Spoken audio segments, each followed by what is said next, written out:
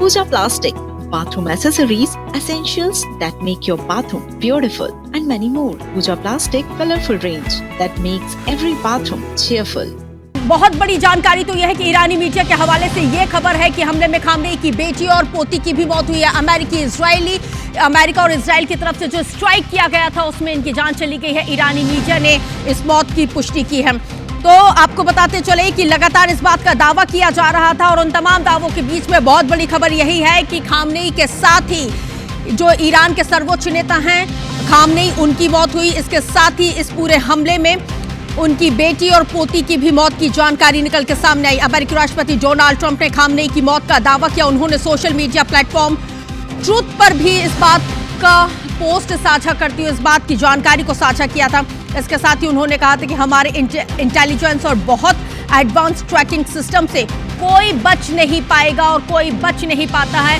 जिस तरह से उन लगातार बेंजामिन नेतन्याहू के बाद आपको बताते चले कि यहाँ पे डोनाल्ड ट्रंप ने भी इस बात का दावा किया और ये जो खबर है इस वक्त बहुत बड़ी खबर हम आपको बता रहे हैं आपके टेलीविजन स्क्रीन पर, जहाँ पर आप देख सकते हैं कि इजराइल के हमले में खामनेई की मौत हो गई है। अब इस बात की पुष्टि कर दी गई है।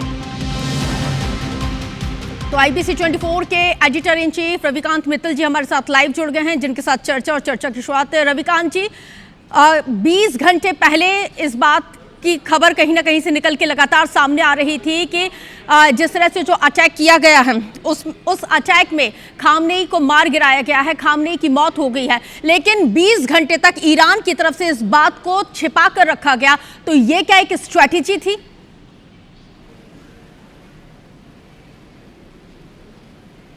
देखिए रश्क, जो भी दर्शकों ने अभी टेलीविजन सेट खोले हों, IBC 24 न्यूज़ देखना शुरू किया गया हो, उनको हम ये कंफर्म कर सकते हैं अब कि जो खामनेई की मौत पर जो अटकलें लग रही थी अब ऐसा नहीं है। जो IRGC Islamic revolutionary guard core जो फौज है वहाँ की, उसने ये अब खुद इस बात को कंफर्म किया है कि खामनेई की शहादत हो गई है, उनकी मौत हो गई है। और मैं अपने दर्शकों को बताता चलूँ कि ये IRGC वही एक फौज है, जो फोर्स है, जो कि खुद खामनेई ने जब वो ईरान के उप रक्षा मंत्री थे तब इसकी नींव रखी थी और इसको बनाया था इस्लाम की रक्षा करने के लिए। इसीलिए इसको इस्लामिक रिवोल्यूशनरी कोर कहा जाता है, गार्ड कोर कहा जाता है। तो उसने खुद अब इस बात को और पुष्टि की है कि खामनेई नहीं रहे हैं। और उससे पहले भी जो ईरान का मीडिया था, जो स्टेट मीडिया था, उसने भी, जो वहाँ की IRNA करके जो न्यूज़ एजेंसी है, उसने भी इस बात की पुष्टि कर दी थी कि हमारे सुप्रीम लीडर जो हैं ईरान के, वो नहीं रहे हैं। हालांकि ये बात अलग है कि डोनाल्ड ट्रंप सुबह अमेरिका टाइम के हिसाब से सुबह 3:11 पर इस बात की पुष्टि कर चुके थे कि उन्होंने एक ट्वीट किया था, इंडियन समय के हिसाब से ट्वीट किया था और ट्रुथ सोशल जो कि उनका सोशल मीडिया है उस पर पोस्ट किया था कि उन्होंने एक सबसे खतरनाक आदमी को, इविल मैन को इस दुनिया से निपटा दिया है उनकी फौजों ने, और इससे ईरान के लोगों को और अमेरिकी लोगों को बहुत खुशी है। उसके बाद इजराइल ने भी इस बात की पुष्टि की थी नेतन्याहू ने कि उनके सुप्रीम लीडर को मारा गया है। और जो इंटरनेशनल एजेंसीज हैं, राइटर्स है या APTN है या एसोसिएटेड प्रेस है, ये सब लगातार इस बात को लिख रहे थे कि पुष्टि हो गई है, खामनेई को मारा जा चुका है। लेकिन अब जब ईरान के सरकारी मीडिया ने और खुद वहाँ की जो फोर्स है उसने इस बात को मान लिया है कि खामनेई नहीं रहे हैं अब, और उसके बाद जो दृश्य देखने को मिल रहे हैं ईरान से, वो लगातार बड़े विरोधाभासी हैं। कुछ जो देखने को मिल रहे हैं कि वहाँ की सड़कों पर जश्न मनाया जा रहा है, कुछ दृश्य जो अभी मिल रहे हैं उसमें कई जो लोग हैं ईरान के, वो रो रहे हैं, मस्जिदों में लोग इकट्ठा होकर वहां पर मातम मना रहे हैं। ये भी एक खबर है कि 40 दिन का जो शोक है वो डिक्लेयर किया गया है। तो अभी ये खबर, इस समय की सबसे बड़ी खबर यही है कि जो ईरान के जो सुप्रीम लीडर हैं खामनेई, वो नहीं रहे हैं और एक 40 दिन का वहां पर शोक घोषित किया गया है। लेकिन अभी इस युद्ध में आगे क्या होगा ये अभी आगे देखना होगा। क्या ईरान एक बदले की कार्रवाई तुरंत करता है या अभी युद्ध रुक जाता है और उसके बाद में कुछ करता है, अमेरिका और इजराइल के लगातार हमले करते रहेंगे, तो ये अभी देखना होगा कि इसमें क्या डेवलपमेंट होता है। रवि जी, क्योंकि जिस वक्त ये पूरा हमला किया गया था, इजराइल और अमेरिका का ये पूरा जॉइंट ऑपरेशन था, जिस वक्त खामनेई अपने खुद के कंपाउंड में जिस वक्त मौजूद थे, एक स्ट्रैटेजी बनाई जा रही थी, एक बेहद ही महत्वपूर्ण मीटिंग वहां पे होना था और वो सब कुछ तैयारी वहां पे, तो उनकी लोकेशन को इंटरसेप्ट करते हुए उस जगह पर मिसाइल को दागा गया जहां पर परिंदा भी पर नहीं मार सकता था। यानी कि जो दावे ईरान की तरफ से जिस इंटेलिजेंस के किए जा रहे थे उसका भी ये फेल्योर कहीं ना कहीं निकल के सामने आया, जिसको इंटरसेप्ट करने में आईडीएफ जिसके लिए जाना जाता है वो यहां पे कामयाब रही।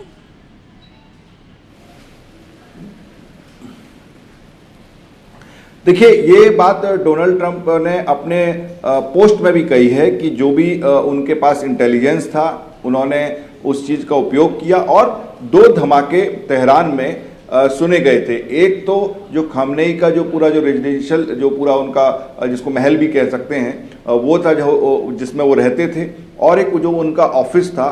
2 धमाके दोनों जगह पे सुने गए थे। अभी खबर यह जो आ रही है कि वो ऑफिस में मौजूद थे और उसमें उनके बाकी नेता भी मौजूद थे, वहां पर कोई उनकी मीटिंग चल रही थी, क्योंकि ये खबर भी आई है कि खामनेई के साथ 7 और बड़े नेता वहां के मारे गए हैं और उनके परिवार के भी काफी सदस्य मारे गए हैं। तो उनके जो रहने का घर था उस पर भी हमला हुआ। ठीक है रवि जी, जिस बात का आप जिक्र कर रहे हैं कि कौन कौन से ऐसे बड़े शीर्ष नेता उस वक्त खामनेई के साथ थे, पहले हम अपने दर्शकों को बता देते हैं, उसके बाद मैं आपका एक बार फिर से रुख करूंगी। तो आइए बिग वॉल पे अब आपको उन तमाम तस्वीरों और उन तमाम लोगों के बारे में बताते हैं जो उस वक्त खामनेई के साथ उस कंपाउंड में मौजूद थे जहां पर एक प्रिसाइज अटैक करते हुए, ये देखिए, ये वो मिनिस्टर डिफेंस वहां पे उस वक्त मौजूद थे। इसके साथ ही head of military bureau supreme leader Ali Khamenei उस वक्त मौजूद थे, adviser to the supreme leader. ये वो तमाम लोग हैं, कमांडर ऑफ यहाँ पे ये वो तमाम लोग हैं जो मौजूद थे। इन सभी लोगों के मारे जाने का दावा इस वक्त किया जा रहा है। बिग ब्रेकिंग हम आपको बता रहे हैं, तो देखिए कि किस तरह से ये जो प्रिसाइज अटैक किया गया है उसमें ये जो तमाम दिग्गज हैं इनको ये सभी मारे गए हैं, यानी कि इनको एलिमिनेट करने में जो जॉइंट ऑपरेशन अमेरिका और साथ ही इजराइल की तरफ से चलाया जा रहा था उसमें बड़ी सफलता हाथ लगी है और ये सभी लोग यहाँ पे एलिमिनेट किए जा चुके हैं और head of the intelligence department के जो हेड हैं वो भी यहाँ पे मारे जा चुके हैं। इसके साथ ये सभी फॉर्मर चेयरमैन ये सभी एलिमिनेट यहाँ पे किए जा चुके हैं। तो ये बिग ब्रेकिंग है। इसके साथ ही रवि जी, जिन नामों का जिक्र आप कर रहे थे वो सभी एलिमिनेट हो चुके हैं।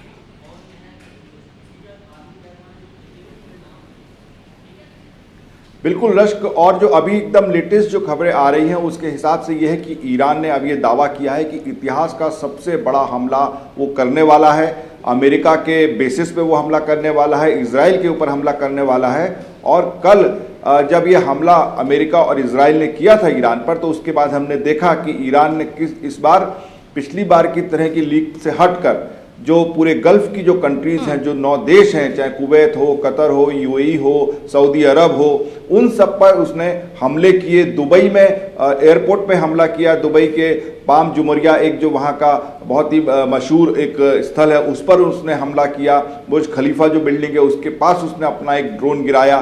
तो इस तरीके से ईरान ने कल ही अपने इरादे जाहिर कर दिए थे कि वो इस बार केवल वॉर अमेरिकन बेसिस और इजराइल के साथ तक सीमित नहीं रखेगा, बल्कि वो उसको फैला देगा।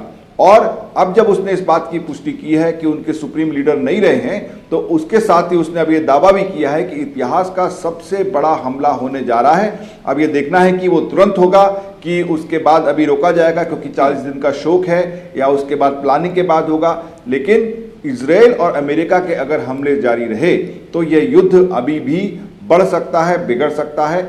लेकिन अब ये भी देखना होगा कि आखिर ईरान में होगा क्या, क्योंकि मैं दर्शकों को बता दूं कि अगर उनके सुप्रीम लीडर मारे गए हैं, उनके परिवार के लोग मारे गए हैं, लेकिन अभी तक इस बात की पुष्टि नहीं हुई है कि खामनेई के पुत्र भी मारे गए हैं, क्योंकि 2024 में खामनेई ने अपने पुत्र को अपना उत्तराधिकारी घोषित कर दिया था। तो क्या ईरान अगर कंट्रोल में रखता है अपना देश, तो उनको सुप्रीम लीडर बनाया जाएगा खामनेई के पुत्र को, या फिर जो पहले शाह पहलवी का जो शासन था, जिसको कि वो अमेरिका में है और उन्होंने कल से वो क्लेम कर रहे हैं और अपील कर रहे हैं ईरानियन को एक साथ रहने की। और डोनाल्ड ट्रंप ने भी एक मीडिया से बात करते हुए कहा था कि अब ईरान में अगला शासन अगला शासन कैसे चलेगा, शासक कौन होगा, उनको उसका ठीक ठाक अंदाज है, लेकिन वो अभी नहीं बताएंगे। समय आने पर यह तय करेंगे कि आखिर वहां पर किसको शासक बनाया जाए। जैसे कि वेनेजुएला का उदाहरण हमारे सामने है, किस तरीके से उन्होंने राष्ट्रपति को वहां से किडनैप किया और ब्लडलेस जिसको कहते हैं कि वहां पे कू किया उन्होंने, और फिर वहां के उपराष्ट्रपति को शासन सौंप दिया। तो ईरान में क्या होगा?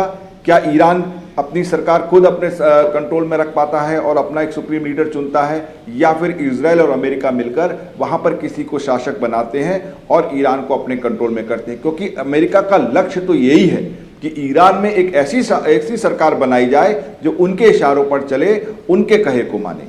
यानी कि कुल मिला के ईरान वही करना चाहता है जो इराक और लीबिया और तमाम इस तरह के जो खाड़ी के देश उनके साथ किया है, वही चीज वो ईरान के साथ भी करना चाहता है, अमेरिका और इजराइल दोनों मिलकर।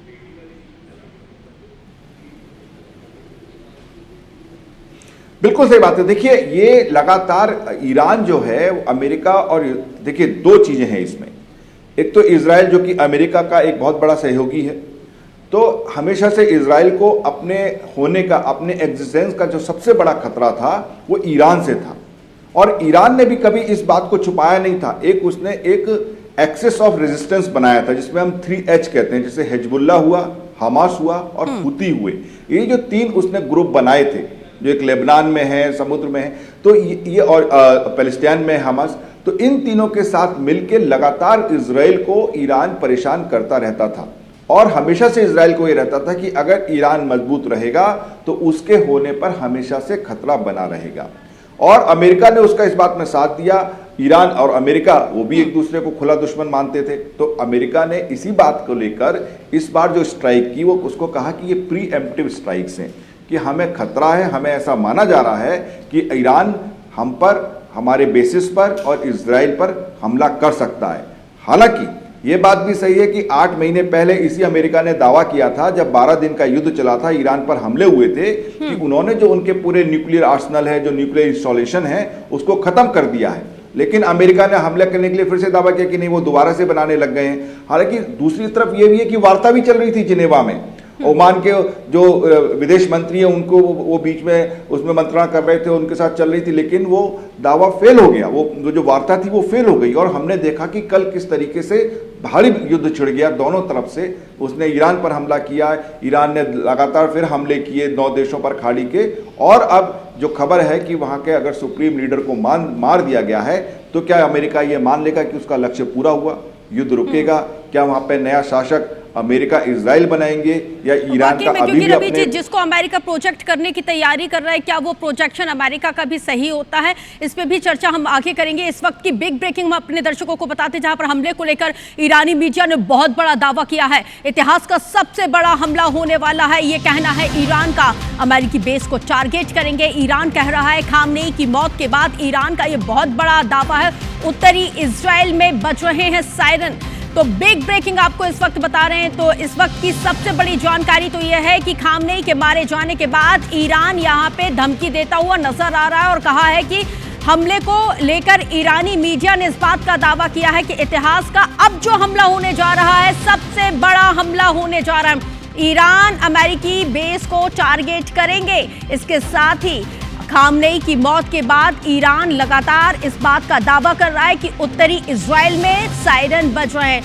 रवि जी, ईरान ने इस बात का दावा किया है और कह रहा है, धमकी दे रहा है कि भाई अब जो हमला होने जा रहा है वो इतिहास का सबसे बड़ा हमला होगा। पहले आप 40 दिन के शोक का ऐलान कर रहे हैं, तो पहले आप 40 दिन का शोक मनाएंगे या 40 दिन बाद ये, मतलब हमले के लिए ये 40 दिन का वक्त लिया गया है, या इन्हीं 40 दिनों के भीतर ये हमला किया जाएगा?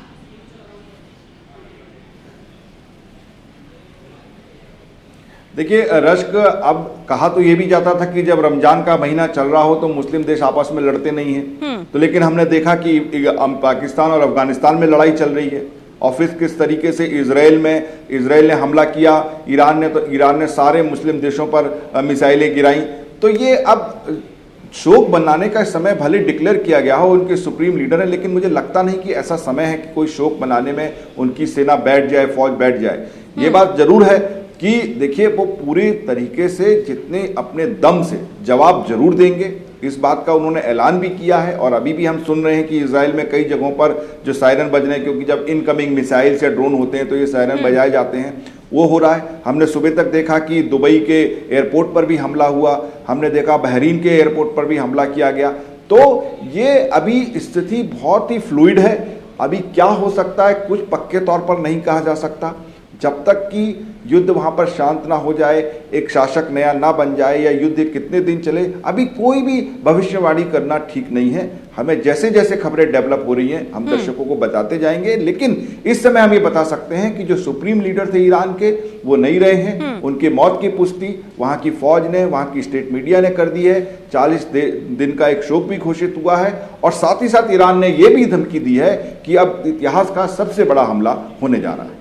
अच्छा रवि जी, क्योंकि अब तो ईरान के सामने यहाँ पे भविष्य की चुनौती भी है, और इससे पहले आप जिक्र भी कर रहे तो उत्तराधिकारी वाला आपने जिक्र किया हुआ था, तो खामनेई को कहीं ना कहीं इस बात का अंदेशा था कि ऐसा आने वाले समय में हो सकता है। जिस तरह से अमेरिका की तरफ से लगातार धमकियां दी जा रही थी, इसलिए उन्होंने अपने उत्तराधिकारी का भी ऐलान कर दिया था, अपनी वसीयत को तैयार कर दिया था। वसीयत में कई महत्वपूर्ण चीज़ों का जिक्र किया गया। लेकिन जो रोल ईरान में अब तक खामनेई प्ले करते आए, क्या वो रोल उनका वो उत्तराधिकारी यहाँ पे प्ले कर पाएगा? और ये जो अभी धमकियां दी जा रही हैं और युद्ध का ऐलान करते हुए कि हाँ हम हमला करेंगे, क्या वैसे प्रिसाइज फैसले खामनेई की तरह उनका उत्तराधिकारी ले पाएगा? क्योंकि भविष्य की चुनौती तो बहुत बड़ी है ईरान के सामने।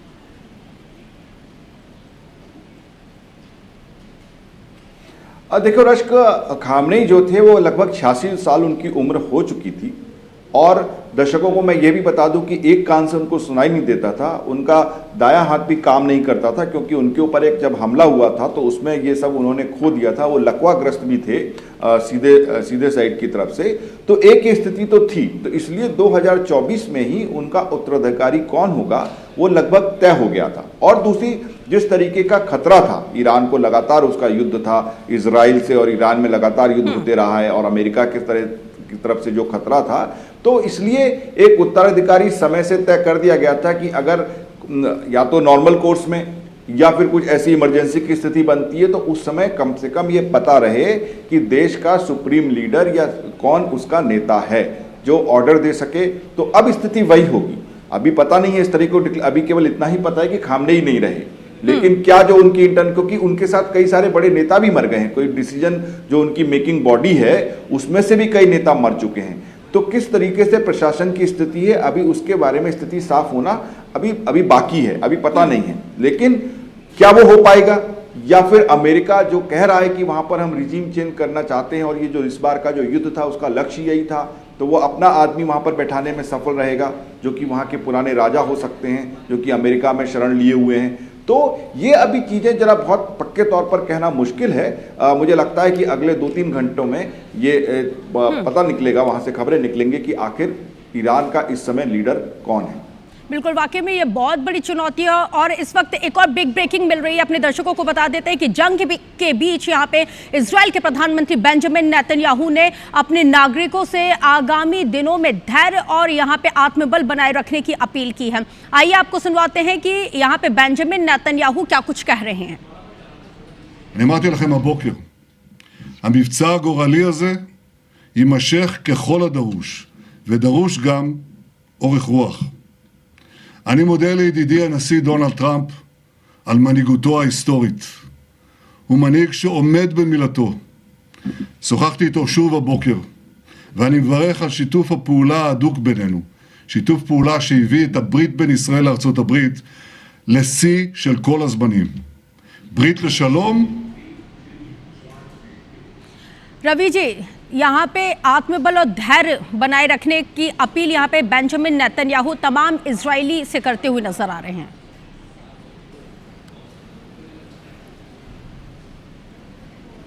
बिल्कुल, देखिए अगर उसने कहा है, धमकी दी है, तो इजराइल को ही सबसे ज़्यादा खतरा है। जो सबसे पास और उसकी जद में जो है ईरान की, वो इजरायली है। तो ये तो इजराइल के लोगों पे हमले तो होंगे, और हमने कल भी देखा कि किस तरीके से वहाँ पर मिसाइल गिरी थी और लोग भाग रहे थे, बंकरों में जा रहे थे। तो ये हमने कल देखा। तो ये तो खतरा है ही। अब तो जबकि इजराइल तो छोड़ दीजिए, जो बाकी के खाड़ी के देश हैं, जिनके जो 9 देश हैं, उनके ऊपर भी ये खतरा है कि ईरान अब उन पर भी हमला कर सकता है, क्योंकि इनमें कई देशों में अमेरिकी बेस हैं जहां पर अमेरिकी फौज टिकी हुई है। हालांकि इस युद्ध की तैयारी में अमेरिका ने जो अपने बड़े बड़े युद्ध पोत थे, चाहे फोर्ड हो चाहे वाशिंगटन हो, उनको काफ़ी करीबी तौर पर पेश वहाँ पर तैनात किया हुआ है समुद्र में, जहाँ से ये लड़ाई लड़ी जा रही है। तो देखिए, ये तो अभी मुझे लगता है कि ईरान इस तरीके से शांत बैठने वाला नहीं है अगर उसकी पूरी तरीके से कंट्रोल में अमेरिका उसको ना ले ले। बिल्कुल, वाकई में, क्योंकि अब देखना यही है कि किस तरह से यहाँ पे जो हमला है किया जाता है और जो कहा जा रहा है उस पर कितनी सटीकता के साथ यहाँ पे हमले होते हैं। इसी बीच बड़ी जानकारी मिल रही है, सुप्रीम लीडर खामनेई की मौत से ईरानियों में खुशी का माहौल है। सड़कों पर उतरकर ये शाह पहलवी के जो समर्थक हैं वो सड़कों पर उतरे हैं, जश्न मना रहे हैं। उत्तरी ईरान के करज से ये जश्न की तस्वीरें सामने आई हैं। सड़कों पर यहाँ पे नाच कर जश्न मनाया जा रहा है। तो ये तस्वीरें देखिए, इस वक्त आपके टेलीविजन स्क्रीन पर हैं।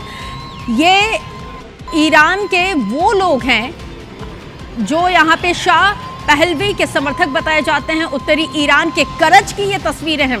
जैसे ही इनको खामनेई की मौत की जानकारी मिली, उनकी शहादत की जानकारी मिली, ये अपने घरों से निकले और इन्होंने ज़बरदस्त तरीके से सड़क पर आके जश्न मनाया है।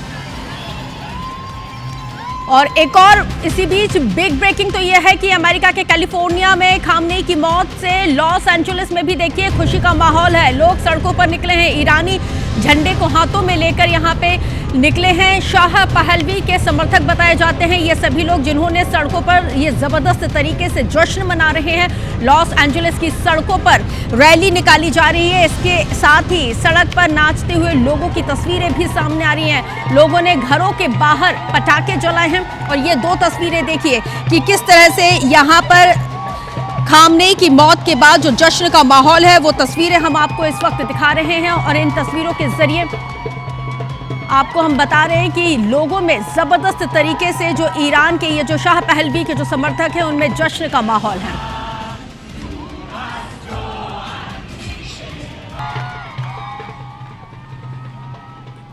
रवि जी, एक तरफ तो 40 दिन का शोक, दूसरी तरफ यहाँ पे शाह पहलवी के जितने तमाम समर्थक हैं वो यहाँ पे जश्न मना रहे हैं। मतलब साफ है कि शिया सुन्नी वाली जो लड़ाई है वो आज तक खत्म नहीं हुई।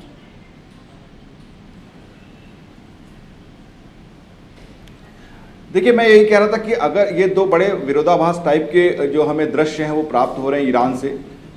कई लोग जो हैं वो मातम मना रहे हैं, मस्जिदों में पहुंचे हैं, वहां पर वो रो रहे हैं कि उनका सुप्रीम लीडर नहीं रहे। लेकिन कई लोग ऐसे भी हैं जो इस बात की खुशी मना रहे हैं, क्योंकि एक बड़े क्रूर शासक थे खामनेई, ये हर कोई जानता था। और जिस तरीके का शासन वहाँ पर चल रहा था, पिछले कई 5-6 महीनों से लगातार वहाँ पर सड़क पर विरोध भी चल रहा था, जो महिलाओं पर अत्याचार थे।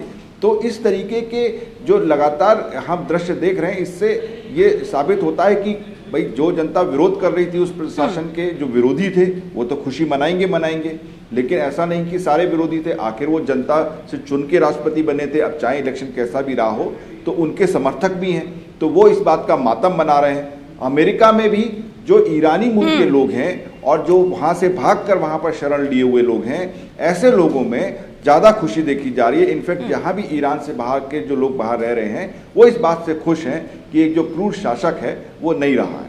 बिल्कुल, बहुत शुक्रिया रवि जी, इतनी महत्वपूर्ण जानकारी हमारे साथ शेयर करने के लिए और दर्शकों को ये बताने के लिए कि आने वाले समय में अब जिस संकट से यहाँ पे ईरान जूझने वाला है उसका क्या आगे स्टेप रहता है। तो देखिए कि कैसे खामनेई एक मौलवी से ईरान के सबसे सुप्रीम लीडर बन जाते हैं और किस तरह से तख्ता पलट होने के बाद यहाँ पे जो तख्ता पलट करने की तैयारी की जा रही थी उससे ठीक पहले ही खामनेई को यहाँ पे प्रिसाइज अटैक करके मार गिराया गया है। सबसे पहले उनके मारे जाने का दावा यहाँ पे इजराइल के प्रधानमंत्री बेंजामिन नेतन्याहू ने किया और उसके बाद दुनिया के सबसे ताकतवर और सबसे बड़े नेता यहाँ पे उनकी मौत का दावा ट्रंप करते हुए नजर आए हैं। और जब ट्रंप दावा कर रहे थे तो उनके पास इस बात की एकदम सटीक इंफॉर्मेशन थी कि भाई खामनेई को मारा गया, लेकिन खामनेई के मारे जाने के बाद ईरान में 20 घंटे तक तकरीबन इस खबर को दबा के रखा गया। आगे की पूरी स्ट्रैटेजी को तैयार किया गया और फिर ठीक 20 घंटे बाद ईरानी मीडिया ने सबसे पहले उनके पोती और उनकी बेटी के मारे जाने की खबर की पुष्टि की और फिर यहां पे खामनेई की मौत की पुष्टि की गई।